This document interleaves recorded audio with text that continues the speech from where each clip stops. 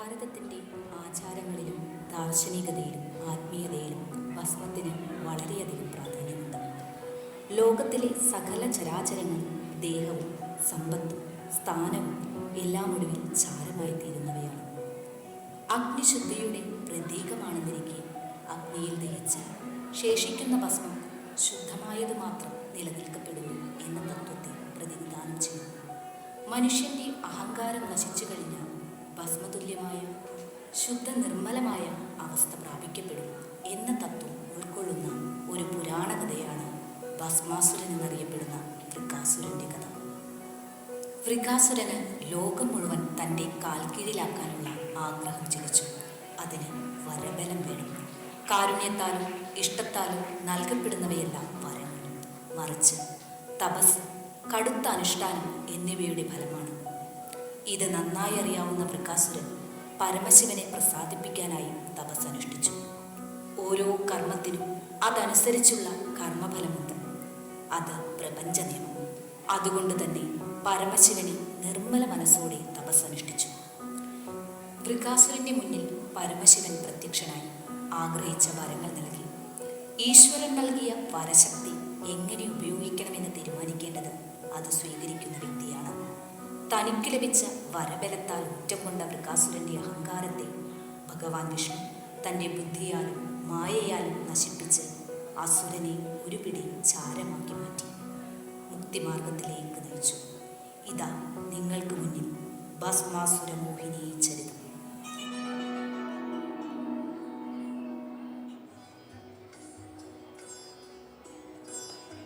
ഭഗവാനെ, അങ്ങ് ഈ പ്രപഞ്ചത്തിൻ്റെ മാറ്റത്തെ അറിയുന്നില്ലേ? ദേവി, നാം അറിയാതെ ഇവിടെ ഒന്നും സംഭവിക്കുകയില്ലല്ലോ. എന്നിട്ട് അങ്ങ് എന്താണ് ഒന്നും അറിയാത്തത് പോലെ ഇരിക്കുന്നത്? എന്താണ് ദേവി, പറയൂ. അങ്ങയ്ക്ക് ഈ പ്രപഞ്ചത്തിൽ ഇതുവരെ ഇല്ലാത്ത ഒരു ചൂട് അനുഭവപ്പെടുന്നില്ലേ? ഭവതി, ഈ ചൂട്, അസഹനീയമായ ഈ ചൂട് ഒരു തപസ്സിന്റെ ശക്തിയാണ്. അങ്ങ് എന്താണ് ഈ പറയുന്നത്? തപസ്സിന്റെ ശക്തിയോ? ദേവി, ഭൂമിയിലേക്ക് കാതോർക്കുക. നമഃശിവായ മന്ത്രം കേൾക്കുന്നില്ലേ?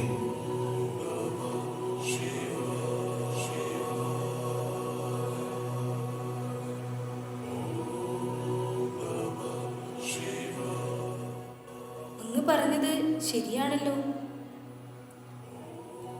ഭഗവാനെ, അങ്ങ് ഈ തപസ്സിന്റെ ആഴമറിയുന്നില്ലേ? അങ്ങ് എന്താണ് ഇപ്രകാരം മൗനം പാലിക്കുന്നത്? ദേവി, അദ്ദേഹത്തിന്റെ തപസ്സിന്റെ വ്യാപ്തി അറിയാൻ ഞാൻ പല പരീക്ഷണങ്ങളും നടത്തി. എന്നിട്ട് ആ പരീക്ഷണങ്ങളിലെല്ലാം വൃകാസുരൻ വിജയിച്ചു. ഇനി എന്തിനാണ് ഭഗവാനെ ഒരു സംശയം? അങ്ങ് വൃകാസുരന്റെ മുന്നിൽ പ്രത്യക്ഷപ്പെട്ട് അദ്ദേഹത്തിന് വേണ്ട വരം നൽകൂ. തീർച്ചയായും ദേവി. ഓം നമഃ ശിവായ, ഓം നമഃ ശിവായ, ഓം നമഃ ശിവായ.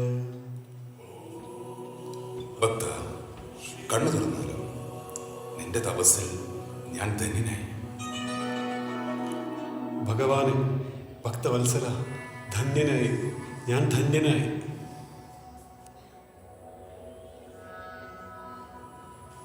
ഭക്ത, നിനക്ക് എന്താണ് വേണ്ടത്? ഭഗവാനെ, എനിക്ക് 2 വരങ്ങൾ വേണം. ഒന്നാമത്തേത്, എനിക്ക് അമരത്വം വേണം. രണ്ടാമത്തേത്, ഞാൻ തൊടുന്നതെല്ലാം ഭസ്മമാകണം. ഭക്ത, അമരത്വം അതൊരിക്കലും നൽകാൻ സാധിക്കില്ല. ജനിച്ചാൽ ഒരിക്കൽ മരണം. അതാണ് പ്രകൃതി നിയമം. പ്രകൃതി നിയമം ലംഘിക്കാൻ ആരാലും സാധ്യമല്ല. നിനക്ക് മറ്റെന്തെങ്കിലും പറയാനുണ്ടോ? എങ്കിൽ എൻ്റെ മരണം എൻ്റെ കൈകൊണ്ട് മാത്രം സംഭവിക്കട്ടെ. അങ്ങനെയാകട്ടെ. തഥാസ്തു. വരം നേടിയ വൃകാസുരൻ അഹങ്കാരത്തോടെ മഹാദേവന് നേരെ ആ വരം പരീക്ഷിക്കാൻ ശ്രമിച്ചു. പിന്നീട് തൻ്റെ മുന്നിലുള്ള സകല ജീവജാലങ്ങളിലും ഈ വരത്തെ പരീക്ഷിച്ച് ആനന്ദ നിർവൃതി കൊള്ളുന്നു. അനുയായികളാകട്ടെ വൃകാസുരന് ലഭിച്ച വരസിദ്ധിയിൽ ആഹ്ലാദ നൃത്തം ചെയ്യുന്നു.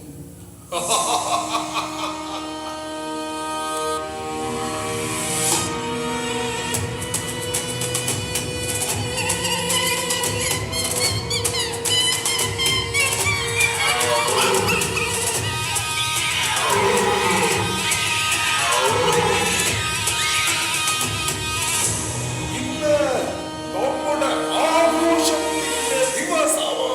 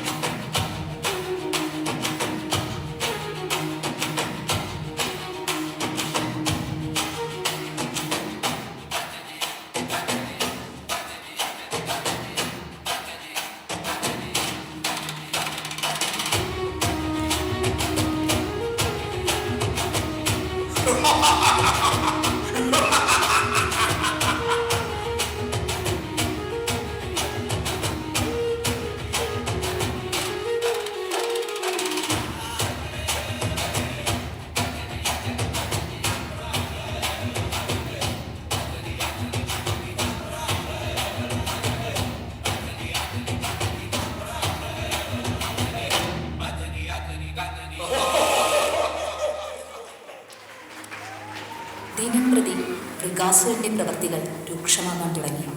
ഭൂമിയിലുള്ള ഈ ദുരിതത്തിന്റെ പ്രത്യാഘാതം ദേവലോകത്ത് മലയടിച്ചു. ദേവഗണങ്ങൾ നാരദ മഹർഷിയോട് തങ്ങളുടെ സങ്കടം ബോധിപ്പിക്കുന്നു. പ്രശ്നത്തിന്റെ വ്യാപ്തി മനസ്സിലാക്കിയ നാരദൻ മഹാദേവനെ കാണാൻ കൈലാസത്തിലേക്ക് പോകുന്നു. നാരായണ നാരായണ നാരായണ നാരായണ. ദേവി വന്ദനം. വന്ദനം നാരദരെ, പറഞ്ഞാലും.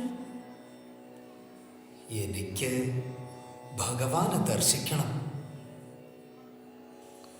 ഭഗവാൻ ധ്യാനത്തിലാണ്.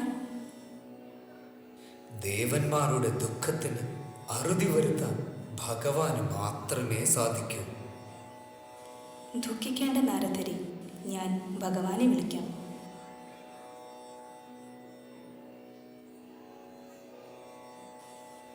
ഭഗവാനെ, നാരദ മഹർഷി വളരെ ദുഃഖത്തിലാണ്. നാം എല്ലാം അറിയുന്നു ദേവി. നാരായണ നാരായണ. ഭഗവാനെ, ഭൂലോകത്തെയും ദേവലോകത്തെ രക്ഷിക്കണം ഭഗവാനെ. പറയൂ നാരദ. ആ വൃകാസുരന്റെ പ്രവർത്തികൾ സഹിക്കാൻ കഴിയുന്നില്ല. ജീവന് വില നൽകാത്ത പ്രവർത്തികളാണ് ദിനം പ്രതി ചെയ്യുന്നത്. നാരദ, ആരും വിഷമിക്കേണ്ടതില്ല. ഇതിനൊരു പരിഹാരം ഞാൻ തീർച്ചയായും ചെയ്യും. എന്റെ സന്ദേശം എല്ലാവരെയും അറിയിക്കുക. പരിഭ്രമിക്കേണ്ടതില്ല. നന്ദി ഭഗവാനെ, നന്ദി. നാരായണ നാരായണ നാരായണ നാരായണ. മഹാദേവൻ അല്പസമയത്തെ ചിന്തയ്ക്കു ശേഷം പാർവതി ദേവിയോട് യാത്ര പറഞ്ഞ് മഹാവിഷ്ണുവിൻ്റെ അടുക്കലെത്തുന്നു. ഇരുവരും ദേവന്മാരുടെ കാര്യത്തിൽ പരിഹാരം കണ്ടെത്തണമെന്ന് തീരുമാനിക്കുന്നു. ഒടുവിൽ മഹാദേവന്റെ നിർദ്ദേശമനുസരിച്ച് മഹാവിഷ്ണു മോഹിനി വേഷം കൊണ്ട് വൃകാസുരനെ ഭ്രമിപ്പിക്കാൻ ഭൂമിയിലേക്കെത്തുന്നു. മോഹിനി രൂപം കണ്ട് സകല ചരാചരങ്ങളും ആനന്ദ നൃത്തമാടി.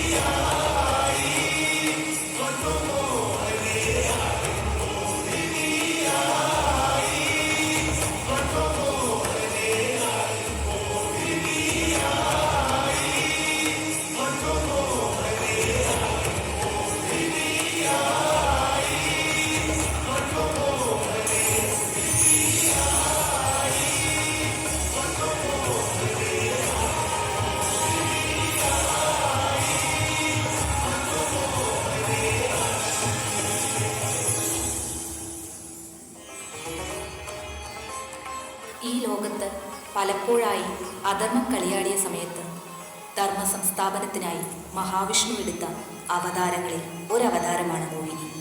ഇതാ വൃകാസുരനെ ഭ്രമിപ്പിക്കാനായി അദ്ദേഹത്തിൻ്റെ മാർഗമധ്യേ മോഹിനി എത്തുന്നു. അല്ലയോ സുന്ദരി, നീ ഏതാണ്? ഇതിനു മുമ്പ് ഈ വനത്തിൽ നിന്നെ നാം ദർശിച്ചിട്ടില്ലല്ലോ. ഞാൻ ഈ വനത്തിൽ ആദ്യമായാണ്. ഭവതി, നീ എന്തിനാണ് ഇവിടെ ഒറ്റയ്ക്ക് നിൽക്കുന്നത്? ഇവിടെ ഭയാനകമായ മൃഗങ്ങളുണ്ട്. ഇപ്പോൾ ഇവിടെ അങ്ങുണ്ടല്ലോ. തീർച്ചയായും ഇനി നിന്നെ മറ്റാർക്കും വിട്ടുകൊടുക്കില്ല. നിന്നെ ഞാൻ എൻ്റെ റാണിയാക്കും. എൻ്റെ ഭാഗ്യം. പറയൂ ദേവി, നിനക്ക് എന്താണ് വേണ്ടത്? ഈ പ്രപഞ്ചത്തിലുള്ള എന്തും നിനക്ക് നൽകാം. അങ്ങ് വലിയ നൃത്താരാധകനാണെന്ന് കേട്ടിട്ടുണ്ട്. എങ്കിൽ ഞാൻ ചെയ്യുന്ന ചുവടുകൾ അങ്ങേക്ക് ചെയ്യാൻ കഴിയുമോ? പ്രിയേ, തീർച്ചയായും.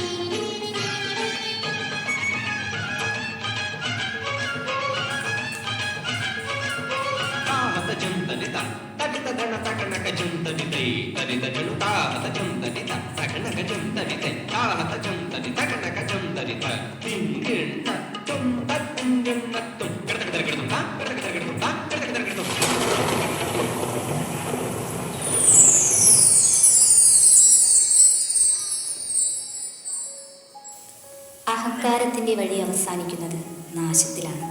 സത്യം, ധർമ്മം, വിനയം ഇവയാണ് യഥാർത്ഥ ശക്തി. മനുഷ്യന് ലഭിച്ചിട്ടുള്ള ധനം, സൗന്ദര്യം, അറിവ് ഇവയെല്ലാം ഈശ്വരൻ്റെ വരദാനമാണ്. ഇതൊരിക്കലും ആരെയും ഉപദ്രവിക്കാനുള്ളതല്ല, മറിച്ച് സംരക്ഷിക്കാനുള്ളതാണ്.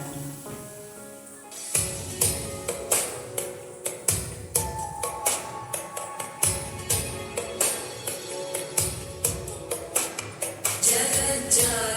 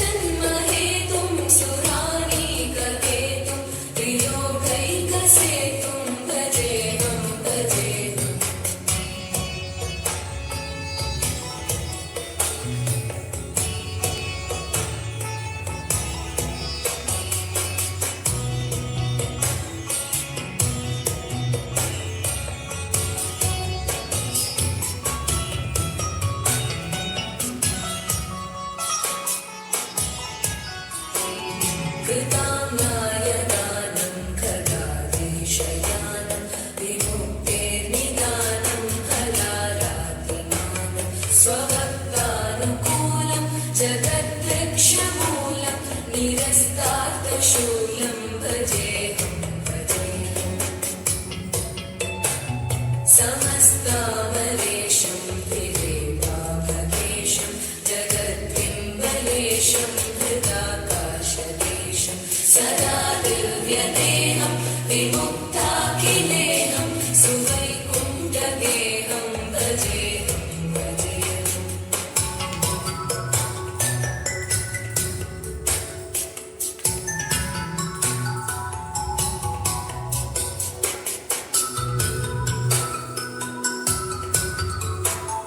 सुराली बलिष्ठं त्रिलोकी वरिष्ठं गुरूणां गरिष्ठं स्वरूपैकनिष्ठं सदा युद्धधीरं महावीरधीरं भवाम्भोधिधीरं भजेऽहं भजेऽहम् रमावामभागं दलानग्ननागं कृताधीनयागं गदारागयागं मुनीन्द्रैः सुहीतं सुरैः संवरितं गुणौघैरतीतं भजेऽहं भजेऽहम्